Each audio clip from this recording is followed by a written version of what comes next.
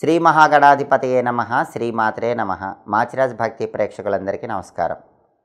ఎలాంటి వస్తువులు దానం ఇస్తే ఎలాంటి సత్ఫలితాలు కలుగుతాయో, ఎలాంటి దోషాలు తొలగిపోతాయో ఈ వీడియోలో మనం తెలుసుకుందాం. జాతక దోషాలు తొలగింపజేసుకోవటానికి, సమస్యల నుంచి బయటపడటానికి దానాలు విశేషంగా సహకరిస్తాయి. ఎప్పుడైనా దానం ఇవ్వాలనుకుంటే రావి చెట్టు కింద దానాలు ఇచ్చుకోండి. రావి చెట్టు కింద ఇచ్చే దానాలు ఎక్కువ ప్రయోజనాలను కలిగింపజేస్తాయి. ఒక్కొక్క వస్తువు దానం చేస్తే ఒక్కొక్క రకమైన ప్రయోజనం చేకూరుతుందని ధర్మశాస్త్ర గ్రంథాల్లో చెప్పారు.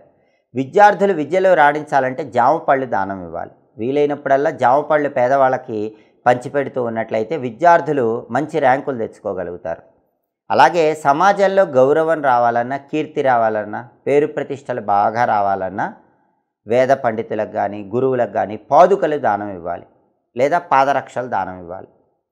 అలాగే కుటుంబ కలహాలు ఎక్కువగా ఉండి ఎప్పుడూ ఇంట్లో సభ్యులు గొడవ పడుతూ ఉన్నట్లయితే ఆ గొడవలు పోవాలంటే దేవాలయంలో దీపారాధనల కోసం పత్తితో చేసిన ఒత్తులు దానం ఇవ్వాలి. ఎక్కడైనా మీకు దగ్గరలో దేవాలయానికి వెళ్ళి పత్తితో చేసిన ఒత్తులు దేవాలయంలో దీపాల నిమిత్తమై దానం ఇస్తే కుటుంబ కలహాలు తగ్గిపోతాయి.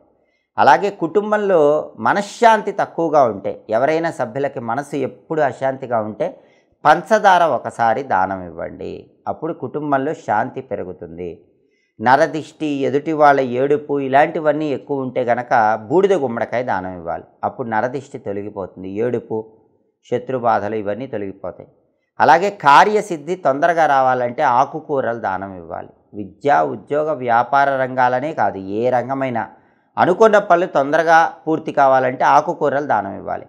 దీర్ఘకాల అనారోగ్యాలు ఉన్నాయి, ఎప్పుడు ఏదో ఒక ఆరోగ్య సమస్య ఉంది అనుకున్నప్పుడు దుంపకూరలు దానం ఇస్తూ ఉండాలి.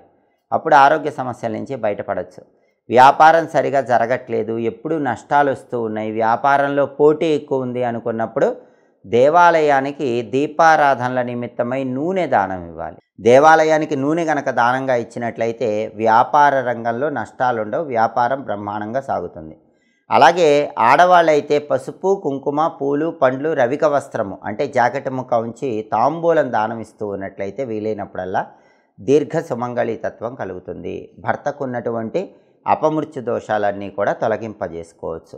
ఒక్కొక్క దానం ఒక్కొక్క రకమైనటువంటి ప్రయోజనాన్ని కలిగింపజేస్తుంది. సహజంగా సుగంధ ద్రవ్యాలు కానీ, రంగురంగుల వస్త్రాలు కానీ, పాలు, పెరుగు, పంచదార ఇలాంటివన్నీ కూడా దానం ఇవ్వటం ద్వారా చాలా వరకు వ్యతిరేక ఫలితాలు తొలగింపజేసుకుని అనుకూల ఫలితాలు పొందవచ్చు. శని దోషాలు ఉన్న వాళ్ళైతే గొడుగు దానం ఇవ్వటం ద్వారా శని దోషాల నుంచి చాలా వరకు సులభంగా బయటపడవచ్చు. ఇలా దానాలు ఇవ్వండి, సమస్త శుభాలను సిద్ధింపజేసుకోండి. కలియుగంలో ఎదురయ్యే అనేక రకాలైనటువంటి సమస్యలకు చక్కటి పరిష్కార మార్గాల కోసం అన్వేషిస్తున్నారా? మీ దైనందిన జీవితంలో మీకు ఎదురయ్యే ప్రతి సమస్యకు కూడా అద్భుతమైన పరిష్కార మార్గం తెలుసుకోవాలంటే మాచిరాజ్ భక్తి ఛానల్ తప్పకుండా చూడండి. పరిహార శాస్త్రంలో రహస్యంగా చెప్పబడినటువంటి అనేక పరిహారాలను సులభమైన రీతిలో ఈ ఛానల్లో చెప్పడం జరుగుతుంది. కాబట్టి ఆ పరిహారాలు చేసుకొని మీకు ప్రతిరోజు జీవితంలో ఎదురయ్యే అనేక రకాలైన చిన్న పెద్ద కష్టాలు, సమస్యల నుంచి సులభంగా బయటపడండి.